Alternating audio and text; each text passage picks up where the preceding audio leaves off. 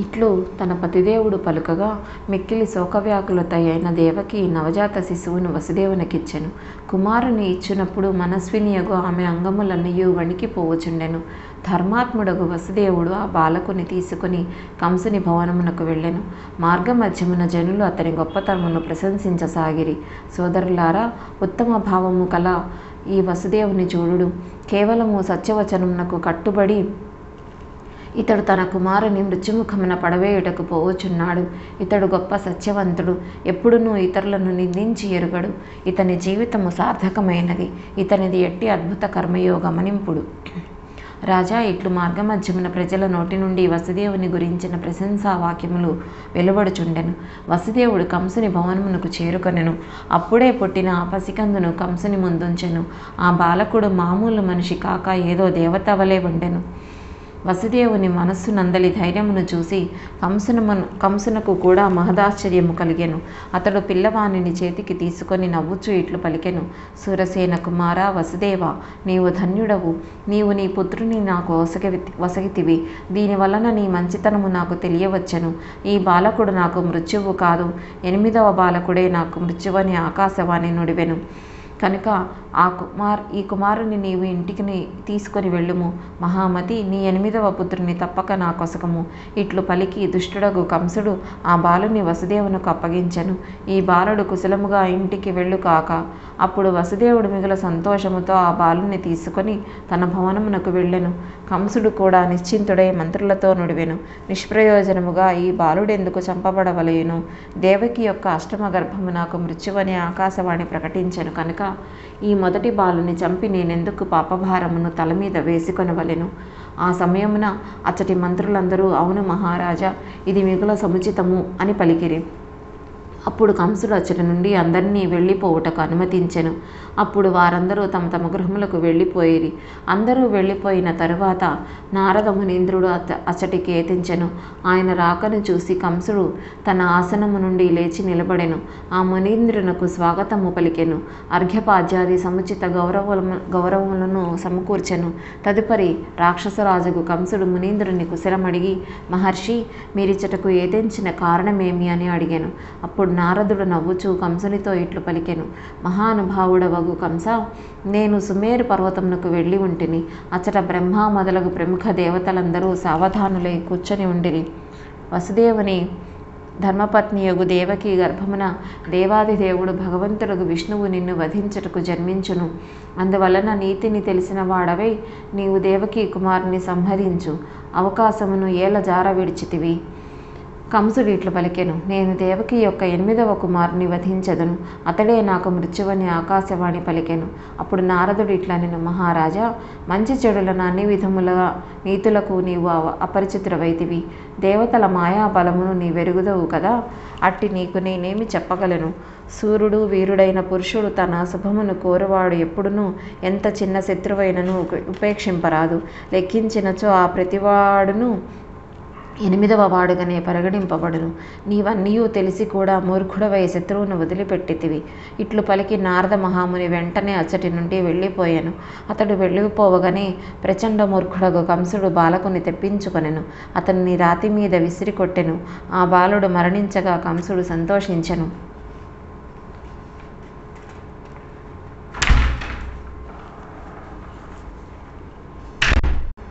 ఇది విన్న జనమేజయుడు ఇట్లడిగెను. తాతగారు, ఆ బాలకులు పూర్వజన్మమునందు ఏమి పాపము చేసిరి? ఫలస్వరూపముగా వారు జన్మించకనే దురాచార్యకు కంసుని చేతులలో మరణించిరి. నారదుడు పరమజ్ఞాని, ధర్మపరాయణుడు, ప్రముఖ బ్రహ్మవేత్త అయినను అట్టి పాపం ఎందుకు చేసెను? స్వయముగా పాపము చేయువాడు చెప్పి చేయించువాడు ఇరువురును సమాన పాపులే అని విఘ్నులు పలుకుదురు. అట్టి ఎడల నారద మునీంద్రుడు కంసుని ఈ పాపకర్మ యందు ప్రవృత్తుడగుటకు ఎందుకు ప్రేరేపించెను? ఈ విషయమున నాకు గొప్ప సందేహము కలుగుచున్నది. ఎట్టి కర్మ పరిపక్వము చేత ఆ బాలకులు జన్మించిన వెంటనే మృత్యువు పాలగుచున్నారు? దయచేసి తెలుపుడు. దానికి వ్యాసుడు ఇట్లు తెలిపెను. నారదుడు ఎప్పుడూ అసత్యమాడడు. ఆయన మిగుల సత్యభాషి, పుణ్యపురుషుడు. దేవతల కార్యమును సాధించుటకు ఆయన ఎల్లవేళలా తత్పరుడై ఉండును. అందువలన జన్మించుట తోడనే దేవకి 6 పుత్రులను చంపించి వేసెను. ఆ మరణశీలురగు బాలకులు షడ్గర్భమును పేరుగల దేవతలు. శాపకారణమున వారి మృత్యువు నిశ్చితమై ఉండెను. అందువలన వారు మరణించితిరి. రాజా, వారి శాపకారణము కూడా చెప్పెదను వినుము. ఇది స్వయంభువ మన్వంతరము నాటి విషయము.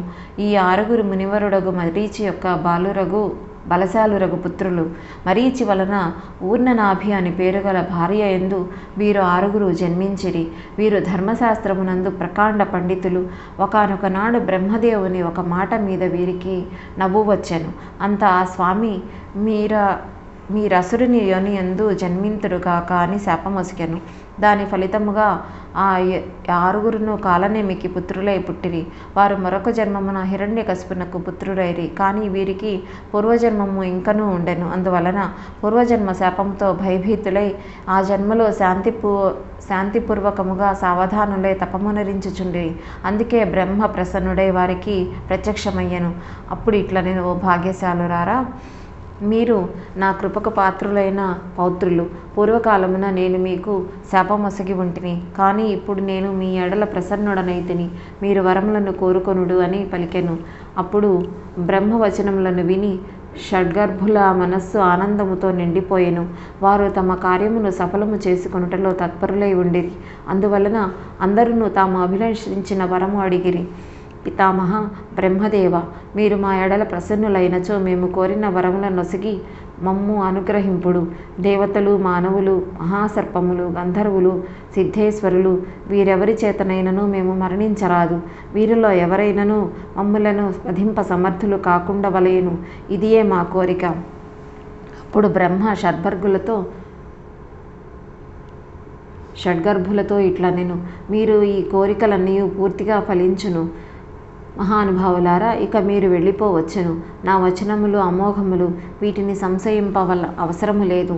రాజా, షడ్గర్భులు బ్రహ్మ నుండి వరములను పొంది మిగుల ప్రసన్నులైరి. కానీ వారి వ్యవహారముతో హిరణ్యకశిపుడు మండిపడెను. ఆయన వార్లతో కుపితుడై పలికెను, కుమారులారా, మీరు నన్ను వదిలిపెట్టి బ్రహ్మను ప్రసన్నుని చేసుకొనుటకు ప్రయత్నించితిరి. మిక్కిలి బలశాలుర వీరులైనప్పటికీ మీరు వరములను పొందుటకు ఆయనను స్తుతించిరి.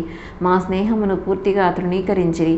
దీని ఫలితముగా మిమ్ములను నేను పరిత్యజించుచున్నాను. మీరు పాతాళమునకు వెళ్ళిపొండు. ఇంతవరకు మీరు షడ్గర్భనామములతో ఈ లోకమునందు ఖ్యాతి పొందితిరి. కానీ ఇప్పుడు పాతాళమునకు వెళ్ళి నిద్రావసులై అనేక సంవత్సరముల వరకు సుప్తావస్థలో పడి ఉండు. దీని తర్వాత ప్రతి సంవత్సరము వంతుల వారీగా దేవకీ గర్భమున జన్మించెదరు. మీ తండ్రి కాలనేమి ఆ సమయమున కంసుడని పేరుతో ప్రసిద్ధి చెందును. జన్మించుట తోడనే మీరు ఆ కంసుని చేతులలో వధింపబడుదురు. హిరణ్యకశిపుడు ఇట్లు శపించగా షడ్గర్భులు ఒక్కొక్కరిగా దేవకీ గర్భమున ప్రవేశింపజొచ్చిరి. శాపానుగుణముగా ఆ 6 బాలకులు వధింపబడిరి. 7వసారి శేషనాగుడు తన అంశతో దేవకీ గర్భమునందు చేరెను. సంయోగ వశమున ఆమెకు గర్భస్రావమయ్యను. యోగమాయ బలవంతముగా ఆ గర్భమును తీసుకుని రోహిణి గర్భమునందు ప్రవేశపెట్టెను. 5 నెలల సమయమున గర్భస్రావమైనదని అందరికీ తెలిసిపోయెను.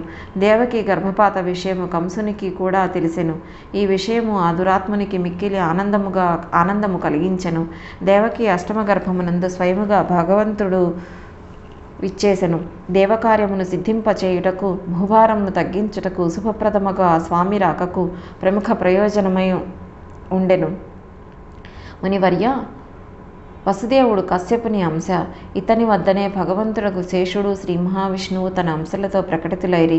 ఈ ప్రసంగమును మీరు మాకు తెలిపితిరి.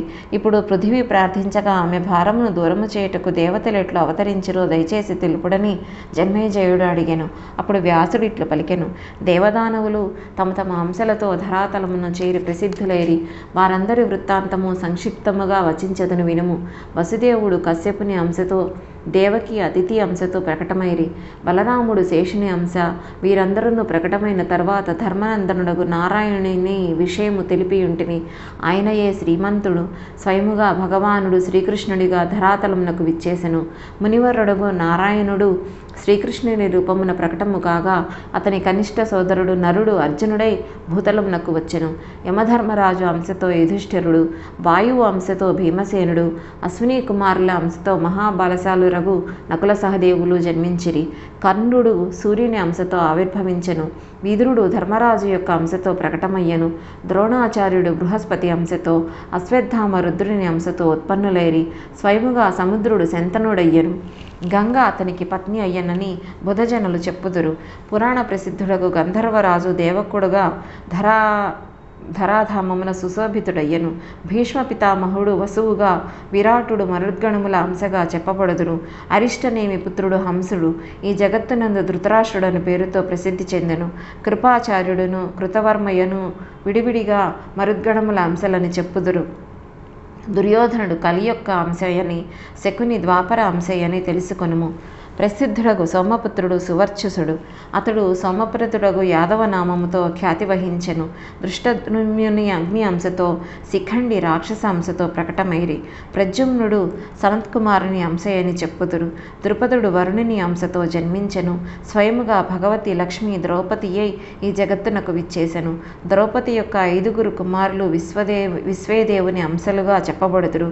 సిద్ధి కుంతిగా, ధృతి మాద్రిగా, మతి గాంధారిగా ఈ భూమండలము శోభను పెంపొందించసాగిరి. భగవంతుడగు శ్రీకృష్ణుని ధర్మపత్నులుగా సౌభాగ్యమును పొందిన వారందరూ స్వర్గమునందలి దివ్య రమణీయమణులు, ఇంద్రుని ప్రేరణ చేత రాజులను రాక్షసులను జన్మించిరి. హిరణ్యకశపుని అంశతో శిశుపాలుడు, విప్రతిత్తి అంశతో జరాసంధుడును జన్మించిరి. ప్రహ్లాదుడు శల్యుడై అవతరించెను. కాలనేమి కంసుడయ్యను. హయసిరుడు కేసియై జన్మించెను. బలికుమారుడగు కుకుద్మి అరిష్టాసురుడయ్యను. ఈతడు గోకులమునందు శ్రీకృష్ణుని చేతులలో ప్రాణములు కోల్పోయెను. అనుహ్లాదుడు దృష్టకేతువుగా, భాస్కరుని అంశతో భగదత్తుడు, లంబాంశతో ప్రళంబుడు, ఖరాంశతో ధేనుకాసురుడు జన్మించిరి. వారాహ కిశోర నామములతో అత్యంత భయంకరములగు 2 దైత్యులు భూతలమున చాణూర ముష్టిక నామములతో మహామల్లులు పుట్టిరి. దితి కుమారుడగు అరిష్టాసురుడు కువలయ పీడమును ఏనుగు రూపముతో విఖ్యాతిగాంచెను. బలిపుత్రిక పూతన అయ్యను. ఆమె కనిష్ట సోదరుడు బకాసురుడయ్యను. యముడు, రుద్రుడు, కాముడు, క్రోధుడు ఈ 4 అంశలతో మహాబలశాలి అశ్వత్థామ జన్మించెను. బ్రహ్మ మొదలగు ప్రముఖ దేవతలు భగవంతుడు శ్రీహరిని ప్రార్థించుటకు వైకుంఠమునకు వెళ్ళిరి. అప్పుడు ఆ స్వామి నల్లని తెల్లని 2 కేశములను ఒసగెను.